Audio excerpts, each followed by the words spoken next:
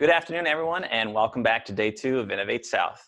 As you may be able to tell, whether it's from me being in different clothes or the fact that you're watching this on a YouTube video and not on WebEx, we've had to pre-record this session. So unfortunately, that means that we're not going to have a live Q&A session after this presentation, but we're still going to have a ton of great information provided by our wonderful presenter, Whitney Savoie. Whitney is the Director of Growth at Rader, where she is responsible for growing the bottom line by overseeing sales, marketing, and account management. In this session, Whitney will give some insight on creating a successful go-to market strategy for those businesses that may be considering entering new markets. All right, Whitney, take it away. Hey guys, so like Destin said, my name is Whitney Savoie. I am currently the Director of Growth at Rader, which is a company here in Lafayette, Louisiana. We're an MSP, so a managed service provider. We provide services, IT services to companies all over the nation. Prior to working at Rader, I worked for a local startup called Waitr. You may or may not have heard of it. It's a food delivery app. It was started in South Louisiana and then grew very quickly all across the country. So when I started at Waitr, it was this little small startup, and I was there from startup all the way to public, where we were, I had the fortunate opportunity to travel to New York City, ring the bell at the NASDAQ, and so it was a great learning experience through that time. And so what I want to talk to you about today is some of the strategies that we used at Waitr and that I currently use at Rader on how to grow your business, how to go into a new market and be successful at it. And look, there were times that we weren't that successful, but we learned a whole lot along the way. And so I'm going to tell you sort of the good about it and the bad, and the things to look out for and prepare for so that you can be successful whenever you decide to launch out. So the first step in any type of strategy, right, is to research it. So something that we would do at Waitr is that we would decide where we wanted to go. So, what is the next market we want to go to and why? And so we worked with a local organization. At the time, we worked with LEDA, and we gave them criteria of what we felt like would be a successful market based on some of the data that we had already had. And so we wanted small to mid-sized markets all over the Southeast because that was where we wanted to dominate first. And so LEDA gave us this list of all these different cities in the Southeast that fit the criteria that we needed and that we thought would be the most successful route for our company. And so what we would do is we'd build this whole calendar of where we wanted to launch and when, right? And some of the things that we kind of learned along the way was the time of year you launch is very important. And at first we didn't know that, right? We were just like, okay, we're going to go to Alabama at this time. Well, then you start looking at it and you go, oh man, we can't launch in Tuscaloosa, Alabama right now because it's the summer and it's a college town and everybody's gone. And so over time, we started to learn that the time of year of where you pick to go is very, very important. You don't want to launch a new market in a hurricane-prone area in the middle of hurricane season. You don't want to launch a college town in the middle of the summer.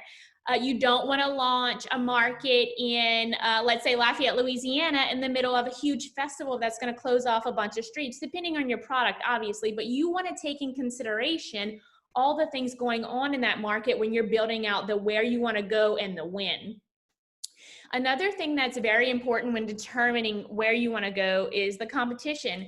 Have you researched the competition there and what they provide? And do you add value? So what makes you better than the competition? Are you actually not better, but you want to change the messaging to make it seem like you might be? And so it's all about thinking about the ways to beat the competition when you're thinking about competition and brand positioning. Is it red ocean? Is it blue ocean? And by red ocean and blue ocean, what I mean is it completely saturated? Is the market completely saturated? And even if you win, you won't have enough return to make sense. And so we would look at whether it was blue ocean, if we would be first to market, we knew that we would win. And so that helped us determine the where we would go, right? Behaviors in a market are important about where you go. So if you want to launch, let's say for us, it was a food delivery app, right? If you want to launch a food delivery app in a city where it's very outdoorsy, people don't really order in, they're always out. A good example for us was Asheville. We launched Asheville and realized that really food delivery wasn't a big thing for them. And so we weren't as successful as we could have been had we known that before. And so some of these things we learned after the fact, and that's why I'm sharing with you now, is so that you know kind of some of the things that we did that were mistakes. And then another thing is, who lives there? What is the demographic of the market? Who is my target market? Do they live there? If it is college students, does my product resonate with college students? If not, then I probably need to think about a different option. And so the first step in any successful go-to-market strategy is researching all the different nuances of the market to make sure that it's a product market fit and that it makes sense, because you want to be successful.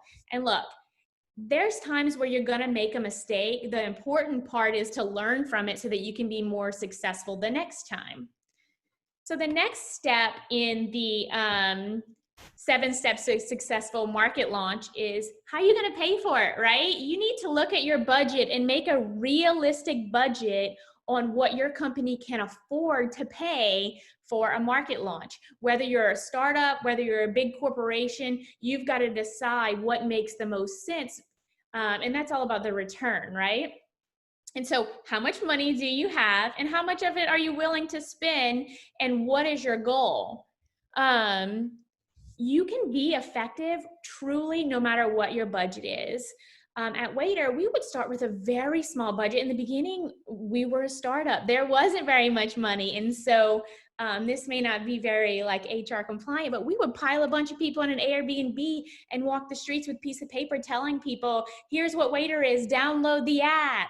And so that's how we started, and we didn't have any money. And then over time, as the business started to grow, we were able to add in more complex strategies like, digital and TV and large scale sponsorships with athletes or sponsoring large universities. But in the beginning, we worked with what we had and we were creative, and it was a lot of sweat equity. We would walk around and just talk to people about Waitr and show them our prototype of the app. And so it was a lot of inexpensive, low cost strategies in the beginning. And so no matter what your budget is, there's a strategy that can fit that budget.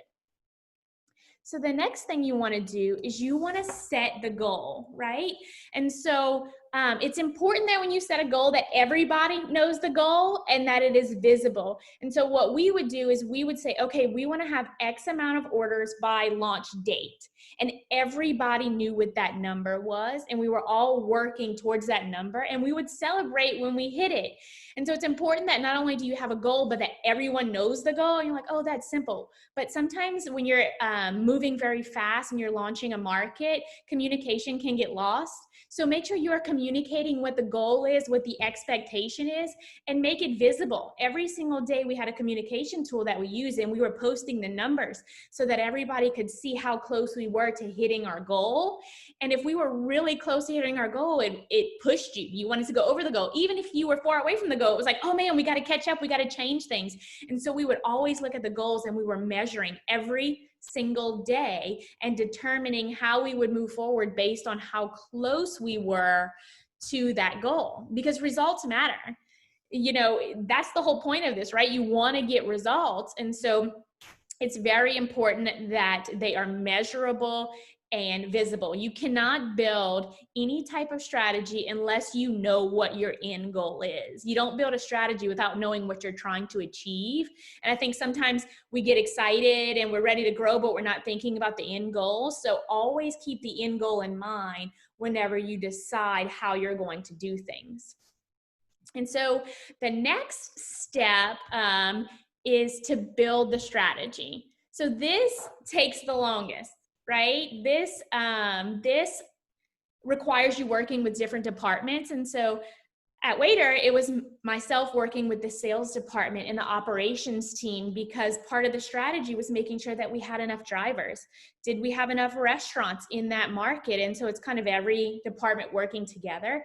And a strategy takes a long time to build because there's things that you want to test, there's other people involved, there's moving parts. And so this to me is the most robust part, is the building of it, right? And there's a word that's kind of like a buzzword in the startup community and in business in general, and it's scalable. Everyone talks about, is it scalable? Is it scalable?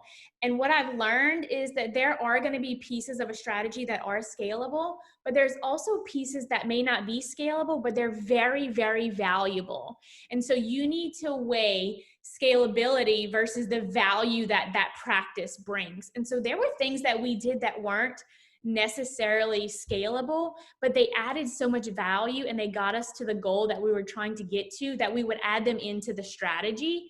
Now we had pieces that were scalable and could be duplicated over and over again, but don't ever decrease what value brings, right? Value is important. And don't say, oh, it's not scalable, we shouldn't do it. Sometimes you need to try the things that aren't scalable to see if they work and see how much value they bring to you. You need to start thinking about, during the strategy part, what is your offering? What's your value proposition to this market? Again, when you go back to what you learned about the competitors, let's say, for example, their product is $5. Is yours $4? If it's more, why are they going to pay more? And so that helps you determine the messaging behind all of the messaging that you're going to send out, right? When you start targeting customers and using different channels, your value proposition helps determine the messaging. You want to start creating your content at this point, and you want to make sure that the content is relevant to the market. And so I'm not going to go and launch a market in Baton Rouge, Louisiana, where I know it's the home of the LSU Tigers, and I'm going to be going, I don't know, go Crimson Tide, right? Because it doesn't resonate. So you want to make sure that your messaging makes sense to the market. You don't want to be talking about Mardi Gras in South Louisiana to a market in Minnesota. They don't know what you're talking about. And so the messaging has to resonate with the lifestyle, the area, the culture that's there. And so that's some of the stuff that I'm talking about that may not be as scalable as you'd like, but it adds value because it makes people understand your company and makes them feel like your company understands them. Another thing that I've learned over time is that the strategy may change once you get into market, right? So always have a plan A, B, C. In the beginning, we didn't do that. We were just like, this is the strategy, let's go execute. And then we get into market and realize, oh man, we definitely missed the ball here. We relied way too much on data and didn't do enough research on how people in the market behaved. And so part of the strategy that we learned eventually was we started talking to people in the market before we got there. We would hire someone in the market and say, tell us about the market. What's the good areas there for us to go and talk to people about the app? What's the best restaurants? Who do the locals love? And so we use the market data and the personal data from that person to help us make decisions, because I think sometimes numbers can lie, or you rely so much on the numbers that you forget about the gut feeling, and using personal experiences to resonate with a market is important, especially when you're not from there, you're not a local company, and you're trying to inundate a market you've never been to. You need to rely on some local insight and knowledge, and that doesn't always come from Google. You need to talk to people there, understand them, because when messaging is relatable, then people relate to your company, and they want to learn about you more. They want to see what you're doing. They want to at least give you a chance, right? So another thing that I've kind of learned is, you're building out this plan, and let's say you're planning out events and parties and all this stuff. Confirm everything. And that seems minuscule, but you may think that you confirmed it once or twice. I used to confirm 2 or 3 times before I even got into the market and say, hey, we have this date set. Are we still good to go? I'm just making sure here's the time our team's going to show up, because a lot of times in these markets, people are busy. But if you're planning any type of event or anything in a market, make sure that you are constantly confirming, that you have everything in writing, and so that you don't get to the market and then realize that, oh man, that manager who approved the event is now out of town for a week and no one here knows what's going on. And so my advice is to always make sure you're confirming and reconfirming and making sure that everything is very organized. So that's kind of the strategy part. Strategy changes, right? From each market, you'll learn what to do and what not to do. And so strategy will change over time. You'll get better. You'll realize things that didn't work the first time that may work the next time. And strategy can be anything from digital to guerrilla style marketing. We did a whole lot of guerrilla style and local tactics at Waitr, and some of those tactics are still happening today at Waitr, where there's a lot of local guerrilla style marketing, digital events, local event sponsorships, and so strategy can be all encompassing. So the next part of the 7 steps is the do it, right? So you've researched, you've got your budget, you have your goals, you built your strategy, and now you have to go out and execute.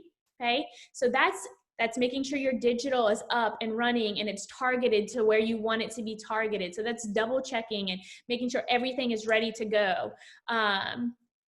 Something that I think cannot be said enough is that hard work there's no substitute for hard work, right?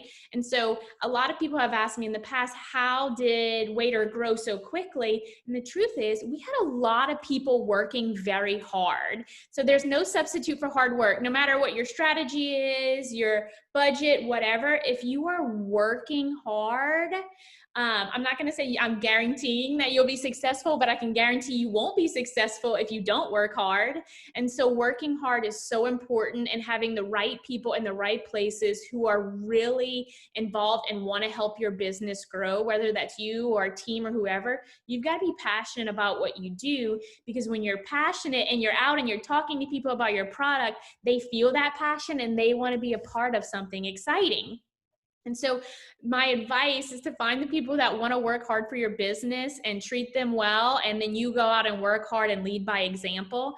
I think we had really great leaders who were out working hard, and that made everybody want to get out and work hard, right? We were all in it together. And so the doing it part is when you go out and you're walking the streets in the heat and you're talking to people and you're doing the hard work to make sure that the product resonates. And so, the doing it part is also where you learn a lot. So you'll sometimes get into a market and you'll start to realize, like, man, my messaging is not working. These people don't care about what I'm saying. Maybe I took a misstep by really focusing on this one area of my messaging. And so you may get in market and go, oh man, I need to change the messaging. I need to do it now. We would do that sometimes. And I would be in a market and I would go, oh my gosh, this messaging doesn't work. We got here and we found out something new about the competition. Can you change our digital messaging? And we would do that quickly. We'd have a team who would hurry up and quickly change the messaging on things. And we would change the things we would say to people when we were out talking. And so the messaging can change once you get into the market. And sometimes we would change strategy completely. Let's say I traveled into a market and my whole day was planned around press. I'm going to go visit all of the press and we're going to talk about the product. Well, then we realize, oh my gosh, we don't even have enough drivers to supply this. And so the strategy would change. We go, we've got to get drivers. So we're going to go start talking to colleges about students who might need a job. And so the strategy would change based on the need of the company. And so I'm not saying that you should always have a strategy, but there are times when you need to deviate that makes sense for the business. And so something I would teach my team is, some people want to stick to the structure, right? I said, I'm going to do this today. I'm going to do it. I'm not changing anything. You have to be flexible. When things change, you have to change the strategy so you're successful. If you're stuck on one way and you think it's the only way and it's not working, then you're going to fail. You need to be able to be flexible and think about ways to change a strategy if it's not working while you're there. So the next thing you want to do is you want to learn from it, right? So you've launched this market, you're getting all of your data in to see how you did, and you realize, man, we didn't do as good as we could have done. But I think when you're moving fast, especially in a startup, you want to jump to the next thing, right? But you have to stop after a market launch and really evaluate what went right, what went wrong, what you could have done better, and how you can duplicate the things that did go well, or how you can change the things that did not go well. What can we learn from it? And so something that we learned, again, like I said in the beginning, over time, was when to launch. I remember traveling to Athens, Georgia, and we get there to launch the market, and no one was there. It was a complete ghost town. And so we start talking to people, and they go, oh yeah, no one's here in this city during the summer because it's a college town. And we were like, great, our entire market is basically gone because it's summertime and it's a college town. And so it was a mistake. I remember we launched another city, and it was hurricane season, and a hurricane blew through like 2 days before our launch. And so, you know, we learned over time, like, man, we've got to get better about when we launch markets. And so had we not stopped to learn and evaluate from that, we would have never gotten better. Everything should be documented and then reported out to everybody. Here's the post-launch report. Here's what I want to do next time. Here's what I saw in the market. Here's what data didn't tell me. I remember we had a very, very successful market launch, and we couldn't figure out why. Like, why was this market more successful than any other market?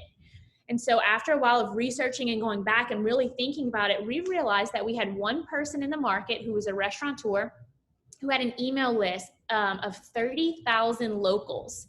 And he had been emailing out those locals to talk about our product coming to town. And so then we started to realize, like, wow, we need to find a local partner who has connections in the community and start utilizing them to help us help the community with our product. And so had we not stopped to really think and look back at why that market was successful, we would have never come to the conclusion that we needed a local partner. And that's something that continued after we learned from it. We continued to look for a local partner who would help push the brand. And so always stop and think about it and go back and research what you did, why you did it, what went wrong, how to make it better, because it'll help you and it'll help your business grow and propel to the next level. So the last piece, and you're like, okay, the market launch is done. We've learned from it. Now what, right? And so the next step is to grow that market. And a lot of times we think that a go-to-market strategy stops at launch. You know, you've launched it, it's done. No, there's so much more to it. You've got to continue to grow that market. If you think you've won and then you stop running digital ads, you stop doing the little things that made you successful in the beginning, that's where the market starts to decline. And so don't ever forget about where you've been, right? Continue to love on that market and do the things that helped you be successful. If it was guerrilla style marketing, continue to do that. If it is digital, continue to do digital marketing. If it was traditional, continue to run ads as long as it's within your budget. But don't feel like you've won and then kind of forget about where you've been. It's important to continue to nurture the markets that you launch in so that they continue to grow and that you don't lose market share because you have moved on to other markets. Something that we did that I'd like to share is we hired what we call brand ambassadors, and they're still a part of the company today. And they were mostly college students, I guess, and we would pay them to go out and talk about the brand, and they would do local events, and they had a great customer acquisition cost because we would measure that. And so think about low cost, effective ways that you can stay local, because I truly, truly believe that local marketing matters. I've seen it. When you resonate with a local market, people resonate with your brand. And what I've seen in my experience is that when you stop trying to resonate with the locals, your markets will not grow as much. People love local companies. They want to support local. And if your product supports local, then people want to support you. So I think it's always important to keep those company values at the forefront and support local businesses and do things that help the communities that you're in, because then people want to support you because you're helping them.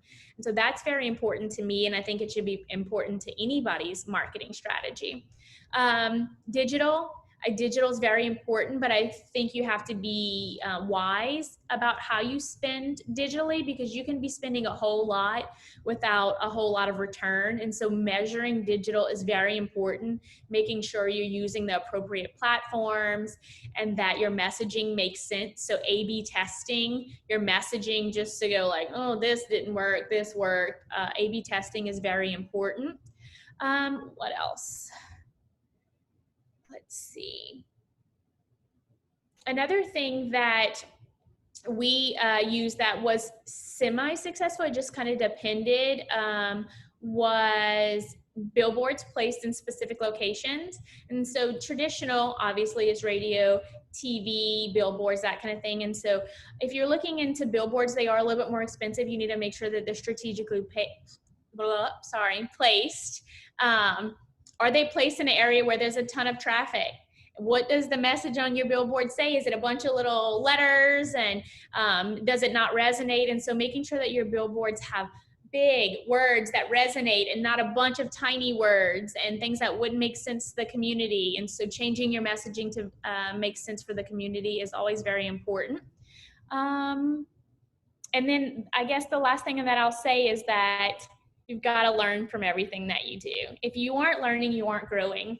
And so evaluate, change, shift, and do what you think is right. Sometimes data doesn't tell you everything, and so you have to use your gut to make decisions.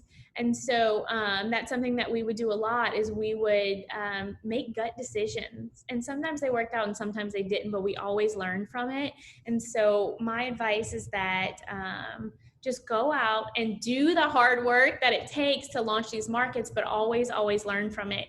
And I'm willing to answer any questions. I'll have my email here, wsavoie@radersolutions.com. If you have questions afterwards, you can always email me.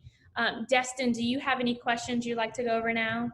Yeah, I have one extremely important question I want to make sure we answer before we run out of time. We've got a few minutes left.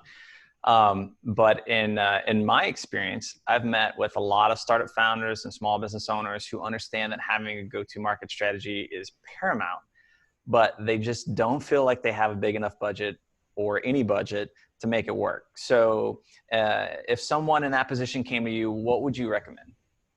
So first I would ask them what their budget was, then I'd build the strategy around it. But if it's a small budget, let's say $5,000 to me, which is a very small budget for a market launch, right? My advice would be guerrilla style marketing. It's piling a couple of people up in a car and going into a market and talking to people. There is nothing better in this world to me when it comes to marketing than going out and talking to people about your product. And you obviously need friendly, outgoing people to go do this. You don't want to scare people away with but you go out and you talk to people about the product and see if it even is a product market fit there, But that's something that we did all the time. I would put my little Apple Watch on, and sometimes we would walk 12 miles a day at a launch and just talk to everybody. We would do things like go to every floor of a hospital and talk to all of the nurses, because we knew that nurses worked night shift and needed food delivered to them. And so we started thinking about the type of people that would use our product, and that's who we went talk to: nurses, teachers. We would bring donuts. I know this sounds silly, but we would do donut runs where we would buy donuts. Donuts are so inexpensive, and we would bring donuts to every school in the parish or county or wherever we were, and we would talk to the secretary and say, oh my gosh, there's this new product coming to town. You can get food delivered to you. And the secretary talks to all the teachers, and she wants to be in the know. So then she starts telling all the teachers about this great new product that she heard about first. And so we started thinking about how they would use it, and we would use these little low-cost things like donut deliveries, or printing out little paper flyers and inviting people to come out to an event that the restaurant hosted for free. And so look for low-cost, effective ways to do it. And my favorite low-cost way is guerrilla marketing. That's great information. I think one of the famous entrepreneurs, Steve Blank, says, "Get out of the office," and he says to do it frequently. And it's a really hard thing for people to do, but for the benefit that you get for the amount of money that you spend on doing these types of tactics is just it's incredible. So there's nothing that really replaces getting out there, especially when you have bare minimum money and just talking to people and telling people about your product. So I'm really curious because you mentioned about a lot of different, launches. So what would you say is the most successful city that you launched in, and why do you think it was that city? So our most successful 100% was Jackson, Mississippi. And we had this restaurateur there that was really involved in the community. He sat on different chambers and boards, and he had this old email list that he had been collecting for years and years and years. I think it was something like 30 years. And he was constantly pushing out a newsletter that the app was coming to town and that his restaurant would be on the app. And we launched on the first day, and the numbers that we wanted to hit, we would normally hit like months later, and we hit on the first day. And I remember driving, delivering food till like midnight, and we had closed at like 10, but there were so many orders that we just kept going. And it was extremely successful from a order standpoint. But when it came to like service, we kind of missed the boat because we had no idea we would, have that many orders that quickly. But it was kind of, to me, the pivotal moment when we realized like, oh man, like this thing is about to explode. And so it was a crazy experience. So that brings up a good question, I think, about early adopters. And because typically people who adopt a product or an application or whatever early, they kind of have different expectations than someone who waits for it to be perfected, right? So in a situation like that where something blows up unexpectedly, and that's obviously a great problem to have, but where is the fine line between kind of thinking about, all right, well, we have to put a stop here because that's where the quality or like the time it takes for us to get out there or to deliver a product kind of goes down a little bit. Like, do you think it's okay for early adopters because they're just wanting to test it out and use it, so you kind of push that to get them to at least have an experience, or do you have to kind of pull back the reins a little bit or have a limit that you hit? Yeah, we learned that you had to pull back the reins a little bit because the one thing you don't want to do is to deliver a bad experience on the very first time, because it's hard to gain somebody back when they go, I tried it, it sucked, I'm not using it again. And so we learned a very valuable lesson from that launch. Like, okay, we need to look back at the data and see at what point we needed to kind of turn off the engine, right? And so eventually we started to learn that from the data, but that's where you go back to that learn from it. After we had a very big meeting that was like, here's where we should have stopped. And, it was a great launch from an order perspective, but what about a customer service perspective? Because when it comes to launch, especially for this product in particular, you needed all pieces to be working together for it to be successful. And so it was successful in one, right? And I guess kind of unsuccessful in another. And so we learned, maybe pull the reins back a little bit so that you're delivering a great experience, because you want repeat customers, right? You want to retain the customers that you get, because it costs a whole lot more to get them back once you lost them. That's a really good point. So one more question is, creativity is kind of is a word. It's different for everybody, like just like art, like how valuable art is or how great art is kind of different to, it's the eye of the beholder, but in your opinion, what were the most creative ways that, you got the word out? And maybe not just for Waitr, but other companies that you've seen maybe recently that have gotten word out about what it is that they're doing. What, have you seen anything that was like super creative that were like, oh, I wish I would have thought of that? And then, for specifically for Waitr, like what were some of the most creative ways that you feel like worked for y'all? So personally, I like things that are, maybe the word's not controversial, but something that makes you kind of like question it. So that's kind of where my personality always leans. But something that we had done before at Waitr was, it depends on the market, right? And so we launched a beach city and we paid for a plane, and the plane flew around with the big banner. And I want to say the promo code we used was like get you some beaches or something. You know, it was like a little controversial, you know, and so it had people talking about it. Yeah. And so I kind of always like to lean a little controversial. It depends on the brand, right? I'm not Mhm. saying everybody go out and be controversial, but I think depending on your brand, Waitr was a little bit more playful, so we could do playful type things. Um, Something else that I don't know if it was smart. I don't know how creative it was, but we created door hangers for beach cities and we would put them on condos. And so that people that were in town, they could just pull off this door hanger and had a special promo code. So we would kind of walk and put them all over condos. And that, believe it or not, was one of our highest valued, like the most redeemed coupons or whatever, whenever Yeah. we were measuring it. So that was a creative way to do it. And I always like a good promotion, but I think you can promo things to death, and so you have to be wise about how you send out promotions. And so something that we had done at another, I was a director of marketing for an auto group.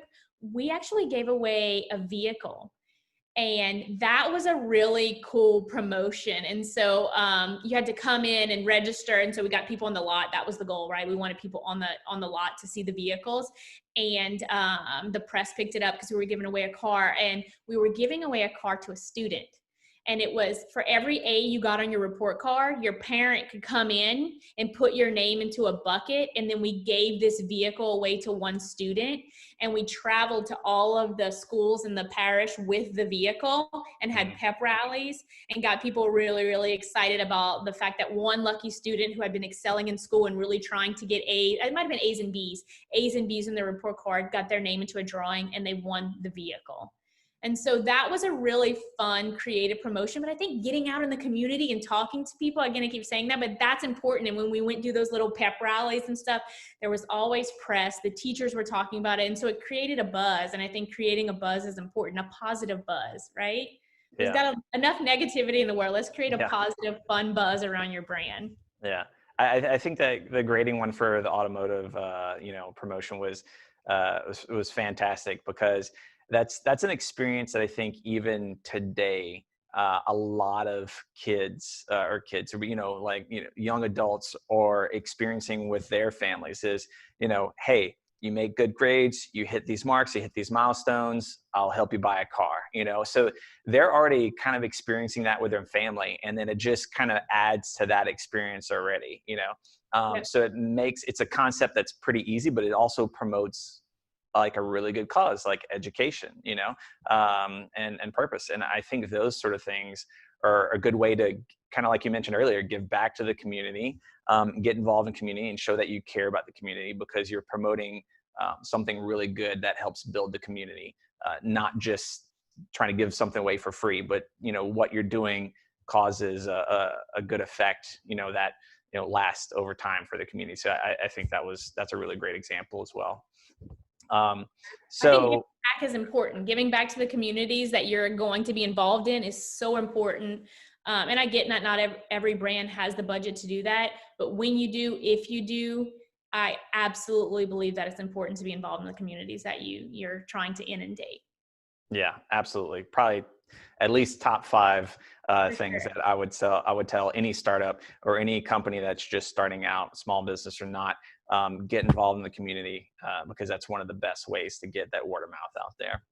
Agreed. So thank you so much for your time, Whitney. This is fantastic information. I'm so glad we were able to have you come and still present, even though we were having to pre-record this. I think it's still great information. And hey, if anything, people can also come back to it later and reference it. So it's even better than doing it live in a sense, in some ways. But, if you have more questions for Whitney, you can ask her through email. You can always send her directly. Or if you want to reach out to us with any questions, and there's anything that, we feel Whitney would be fantastic at answering, we'll make sure to get it patched through her as well. So I do want to give a quick recognition to our partners of innovation. We have Cox Business, Lafayette Economic Development Authority, Opportunity Machine, and Rally Marketing. We could not put on this event without partnering with all those organizations. And I mean, I hope that all of you on the second day of Innovate South are really enjoying it by now, and really getting out of a lot of it. So one quick reminder, don't forget to check out the description box down below if you're viewing this on YouTube for a link for our next session, or you can visit innovatesouth.org to view the rest of the schedule. Thank you so much for joining us today, and we hope to see you in the next session.